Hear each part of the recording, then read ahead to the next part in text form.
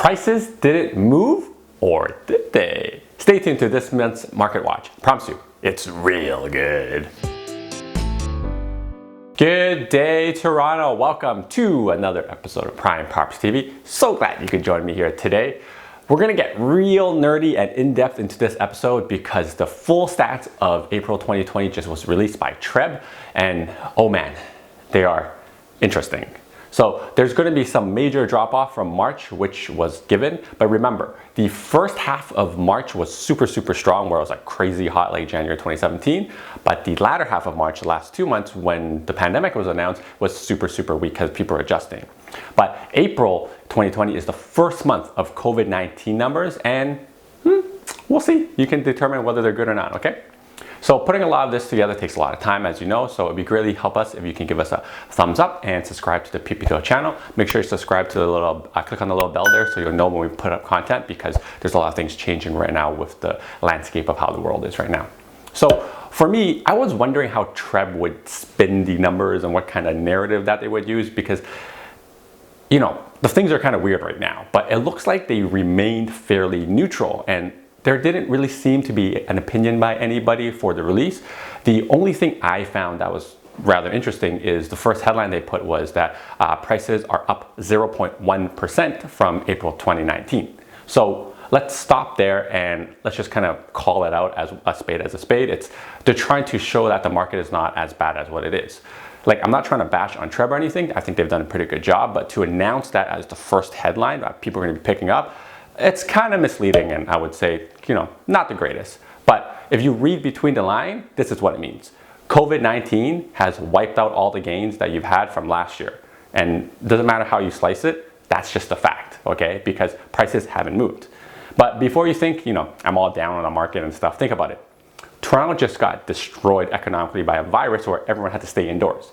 And you would think that the world is falling apart if you were following the news, but prices only dropped back 1 year. 1 year. That's a little bit of perspective for you, and just to show you how resilient the market is or could be. Now, because there are all these like kind of weird shenanigans that are happening, referencing year-over-year stats that, you know, don't make any sense because we're in a totally different pace now. So I'm going to revert back to what I did a few years ago, which is do month-over-month stats to see how badly we got hit by COVID-19. The obvious things I'll put on the screen here are listings are down 27%, sales are down 60%, so we got about 10,000-ish so new listings and only 3,000 sales. So ultimately, this puts our months of inventory at 3.55. This is very high for Toronto. And for some reference, the only time that our months of inventory was over 3, I had to go all the way back to January of 2009, where the months of inventory was 3.88. Look, this tells you that people aren't transacting as much, and we knew that, but the idea is that we still got so many listings and people may be trying to sell anyways. It's interesting to me because we'll see how many terminated listings there are next month. So yes, activity has slowed down, and with the 3.55 months of inventory, we're finally getting closer to like a balanced market, which is kind of weird to say in Toronto, because if we hit 4 and 6, that could be a first. Now, in terms of price, our average price is now $821,000, and that's down 9% from last month of March 2020. February and March were pretty much the same with like a 1% difference, and I'll say it's a pretty sharp drop. But it's interesting to say that the last time we saw a drop this high was only June 2017, which was about a month and a half after the fair housing market was announced. So in June 2017, we saw a drop off of 8%.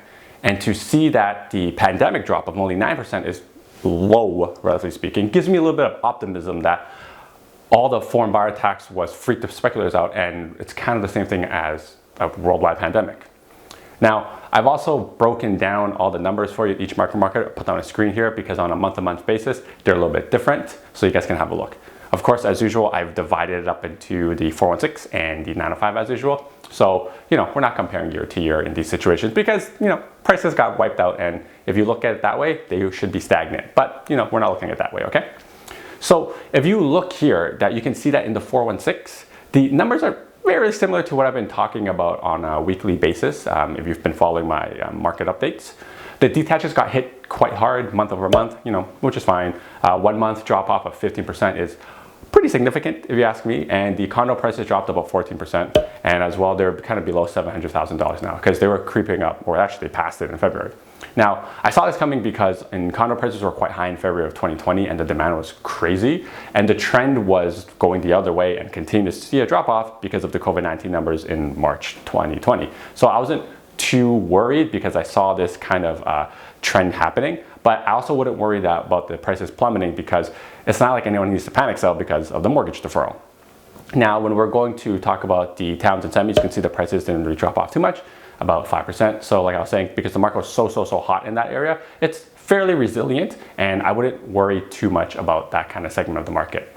Now, when you look at these numbers, they may seem very bad. You know, they really kind of do, depending on what your perspective is, but let me tell you why I'm not overly worried, okay? When I was tracking numbers like this on a month-to-month basis when the foreign buyer tax was introduced in the summer of 2017 or spring of 2017, I saw prices drop 10% month over month for detaches in 905.